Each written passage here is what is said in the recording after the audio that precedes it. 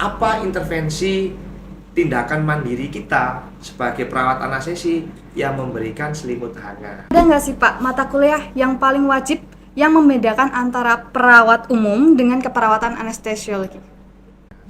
Memberikan blanket warmer, cairan penghangat dan sebagainya. Gitu.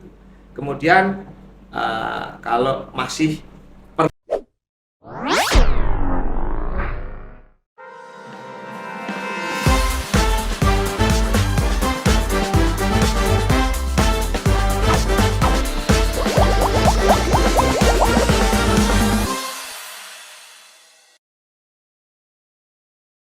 Welcome back to Talk with Awan bersama saya Dela Amalia. Nah, kali ini kita akan berbincang-bincang lagi nih tentang mengenal lebih dekat pendidikan keperawatan anestesi dan profesi anestesi. Tentunya kita kedatangan bintang tamu yang sangat mengenal tentang anestesi ini. Beliau adalah salah satu dosen di ITSK Rumah Sakit Dr. Sopraon Malang, yaitu Bapak Widikdo Reksonegoro STR Kep MH.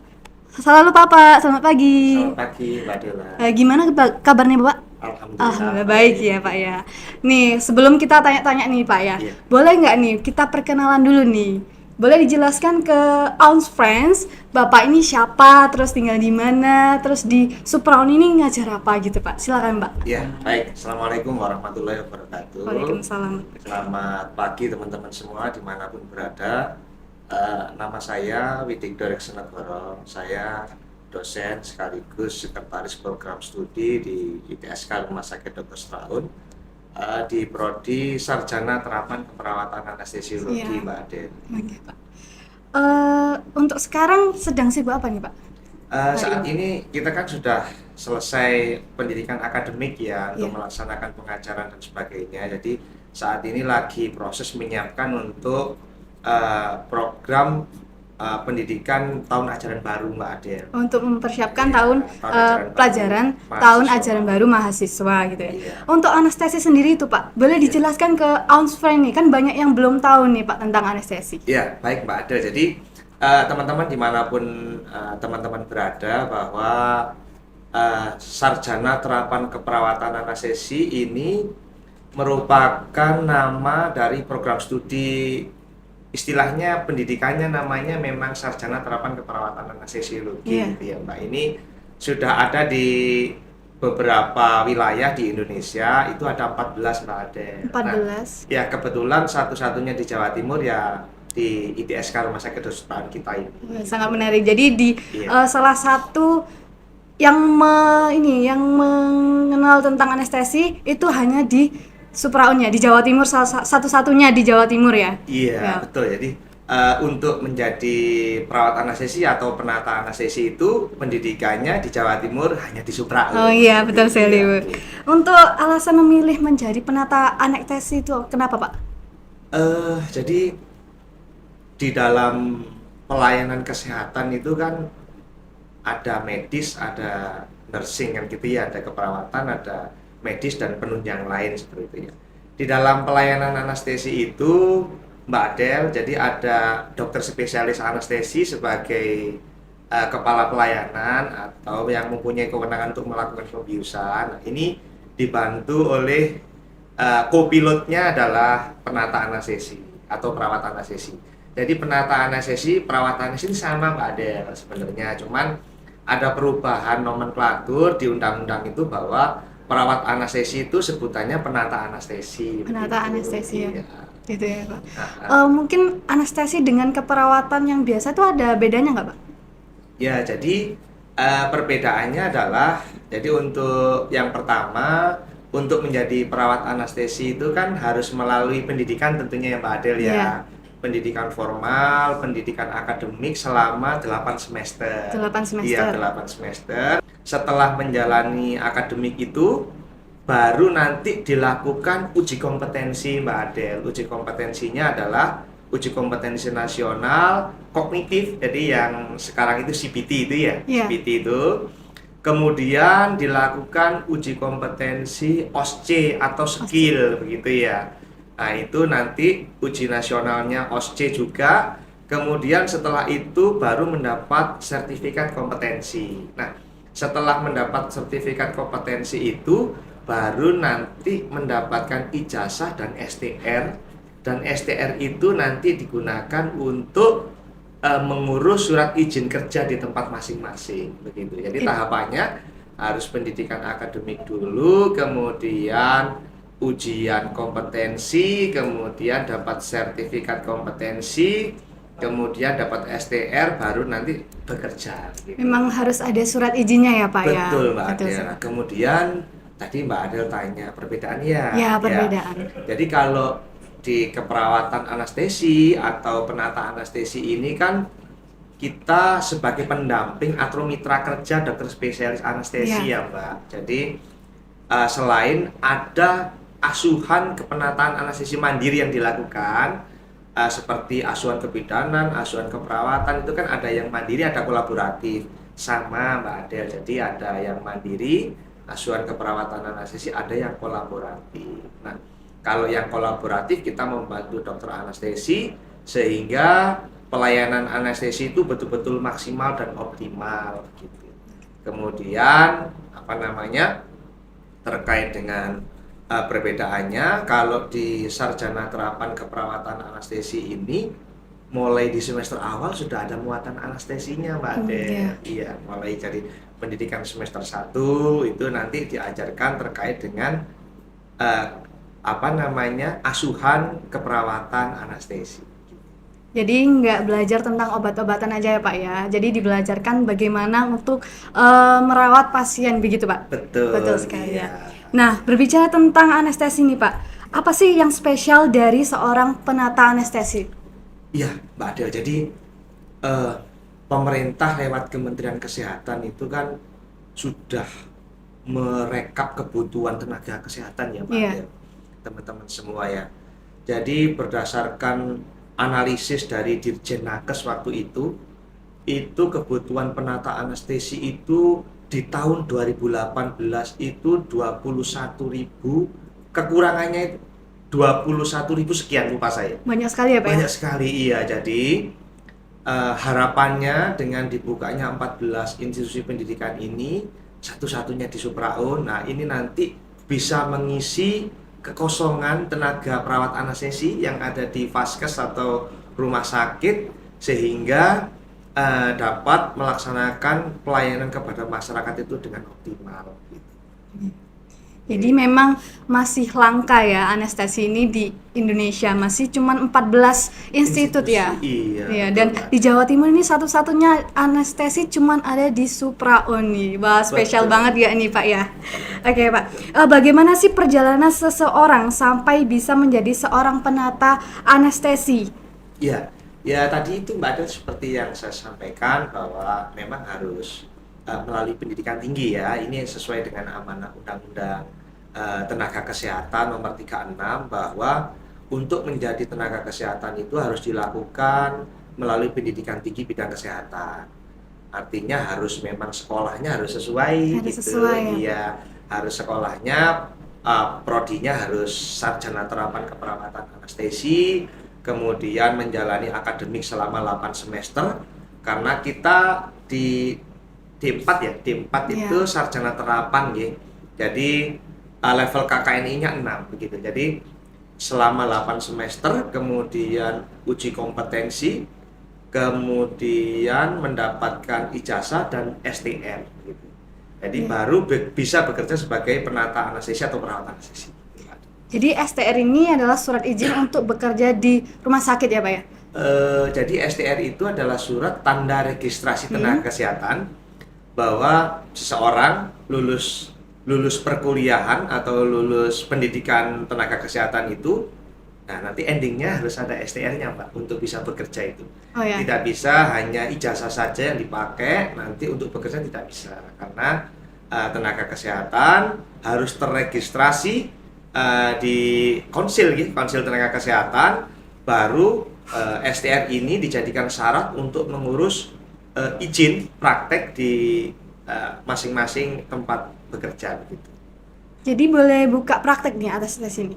Kalau anestesi, perawat anestesi ya, profesi penata anestesi ini boleh bekerja hanya di Vaskes Mbak Oh, Adel. hanya bekerja Iya, di Vaskes ya? hanya bekerja di Vaskes dan maksimal di 2 Vaskes. Jadi teman-teman nanti bisa bekerja di 2 fasilitas pelayanan kesehatan atau 2 rumah sakit gitu. Iya. Tidak bisa mandiri Mbak Adel. Iya. Nanti kalau di rumah gimana? Nggak bisa kan? Iya. Iya. Nah, kalau misalkan anestesi ini apakah ada kelasnya nih Pak? Kayak dokter-dokter itu? Eh, Kebetulan kan di prodi STKA ini kita tidak ada profesi ya Mbak Adel, Oh, ya. iya. Tidak ada profesi, jadi include di akademiknya. Iya. Jadi di semester 4, 5, 6, 7, 8 itu ada praktek klinik namanya, nah, itu di sana. Jadi kita tidak profesi seperti tenaga kesehatan yang lain. Nah, kalau misalkan belum profesi gitu, apakah harus lanjut kuliah lagi? Tidak harus Mbak Adel, jadi setelah nanti lulus D4 itu, Iya. lulus sarjana terapan itu, kemudian kan ini dapat ijazah sama STR. Iya. Nah, STR itu nanti yang digunakan untuk bekerja, untuk Oh, mengurus surat izin prakteknya. Oh iya. Jadi tidak perlu kuliah lagi ya Pak ya? Tidak perlu kuliah lagi. Jadi cukup. untuk teman-teman nih yang pengen masuk di anestesi, jadi nggak perlu sekolah lagi kalau misalnya sudah mendapatkan STR ya Pak? Iya, Ya, benar STR. sekali. Namanya STRPA. STRPA. Iya, Iya. surat tanda registrasi penata anestesi. Begitu ya Pak. Kemudian ada nggak sih Pak mata kuliah yang paling wajib yang membedakan antara perawat umum dengan keperawatan anestesiologi? Iya, jadi ada beberapa mata kuliah karena sebenarnya kan asuhan keperawatan ini kan nursing care ya. Anestesi ini kan ilmu kedokteran ya, medical care ya. Iya. Jadi ada sebagian ilmu-ilmu anestesi yang diberikan tapi dengan batas tertentu. Kemudian kewenangannya juga tertentu begitu ya. Tidak semua diberikan kewenangan kepada perawat anestesi, itu diatur di dalam peraturan perundang-undangan. Kemudian untuk mata kuliah di asuhan keperawatan anestesi itu ya kekhususannya adalah pemberi asuhan keperawatan anestesianya itu Pak. Jadi contoh di dalam mata kuliah di semester 6 ada di semester 4 ada mata kuliah asuhan keperawatan anestesi pra intra pasca. Pra intra pasca itu kan sebelum dilakukan sebelum. operasi. Intra itu saat sedang dilakukan operasi, kemudian pasca itu setelah operasi.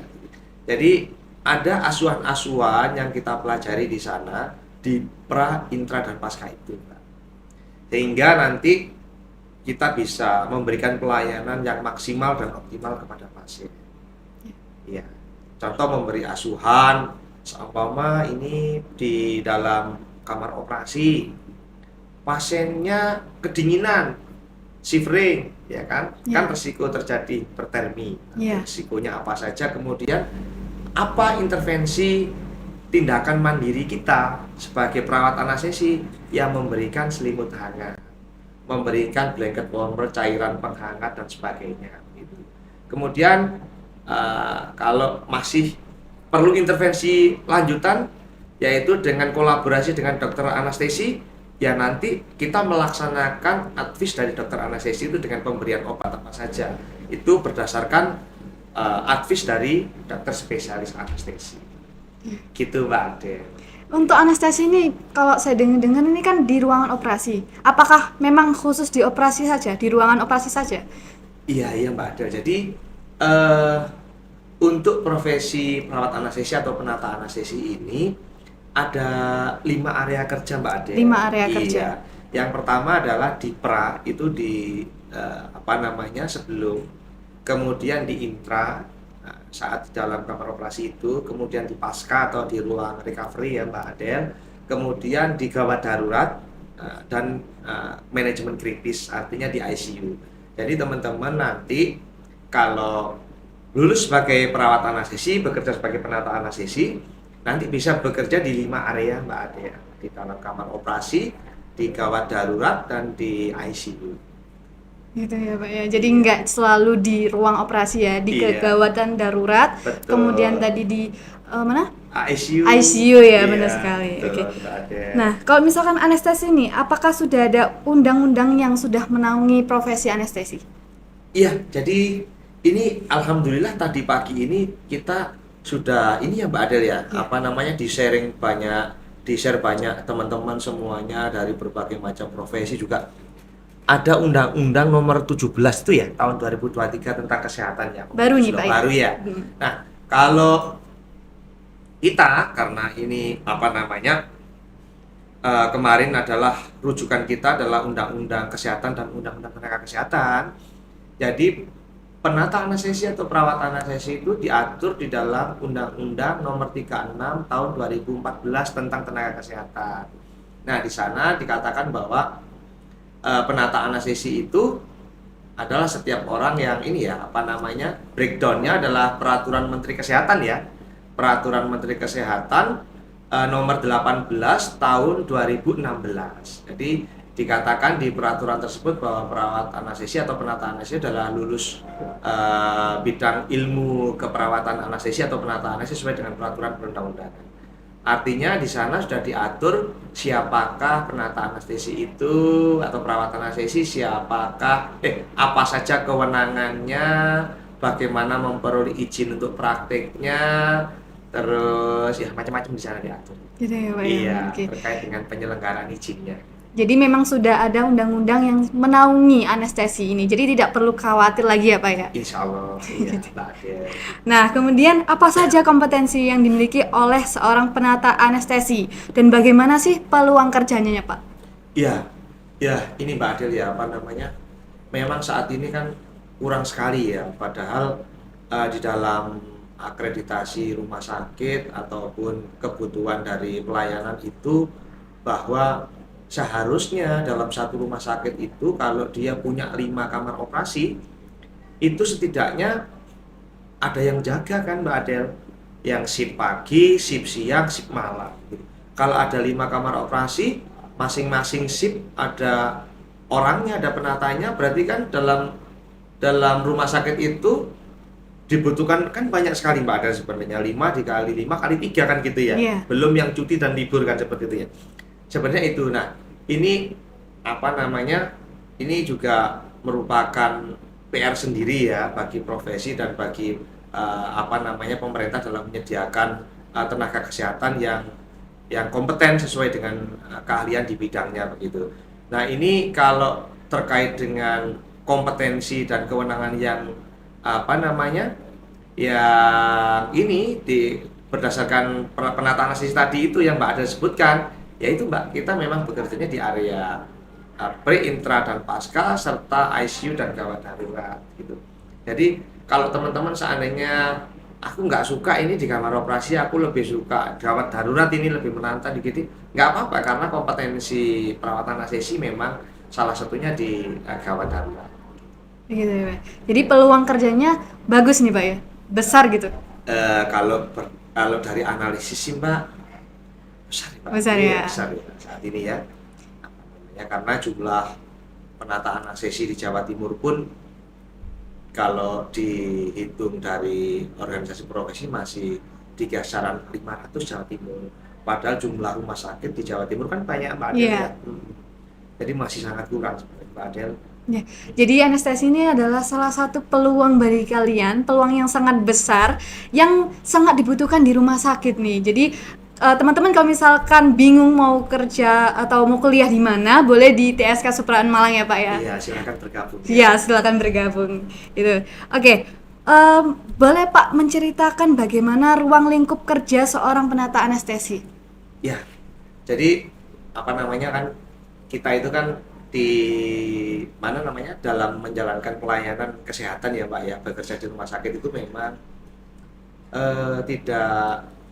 tidak terpaku jam ya, karena kita kan mendampingi dokter spesialis anestesi di kota-kota seperti ini. Itu kadang-kadang pelayanan anestesi itu, pelayanan bedah maksudnya yang membutuhkan anestesi itu sewaktu-waktu bisa, contoh seumpama ada ibu-ibu melahirkan gitu ya, yang emergency gitu ya, sehingga mengharuskan harus dilakukan operasi sesar itu kan, itu kan kita tidak memandang jam, tidak memandang hujan, cuaca panas atau hujan kan gitu ya. Jadi kita tetap harus berangkat sebagai kewajiban sebagai tenaga kesehatan gitu ya.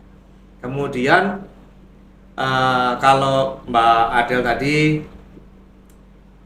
tanya ruang lingkupnya di mana saja, ya bisa di ICU, bisa di UGD, ya di kamar operasi. Kalau penataan anestesi kompetensinya memang di 5 area itu Pak. Gitu ya Pak. Jadi memang kalau Mbak Adel, teman-teman semuanya nanti untuk memutuskan untuk bergabung dengan kita, join di TSK begitu ya, di Prodi Anestesi, dan ingin menjadi penata anestesi, ya harus siap-siap melek malam ya kadang-kadang gitu ya. Kalau dibutuhkan harus segera, tindakan emergensi harus datang memang untuk memberikan pelayanan. Berbicara menjadi apa namanya, mitra kerja dari dokter spesialis anestesi. Berbicara dengan harus melek malam nih Pak ya. Iya. Kalau misalkan kalau misalkan ada orang yang tidak bisa tidur siang nih, kan tentunya kalau malam kan ngantuk gitu Pak. Betul, gimana ya. itu Pak? Sebenarnya nanti itu akan terpola sendiri Mbak Adel ya. Iya, kalau kita sudah ritme dari pekerjaan kita itu siklusnya malam gitu ya. Itu malam itu ya nggak masalah, biasanya gitu. Kalau misalkan ada yang ketiduran gini Pak. Kalau ada yang ketiduran, biasanya diteleponin ya. Diteleponin. Biasanya ada sanksi nggak gitu Pak? Ya biasanya kan ada cadangan pemeran cadangan atau pemeran pengganti ya. Jadi mungkin kalau memang teman-teman sakit atau mungkin lagi tidak enak badan, terus ada kepentingan atau ketiduran, mungkin bisa digantikan dengan teman-teman yang lain untuk memberikan pelayanan mendampingi dokter anestesi sehingga pelayanannya tidak terganggu.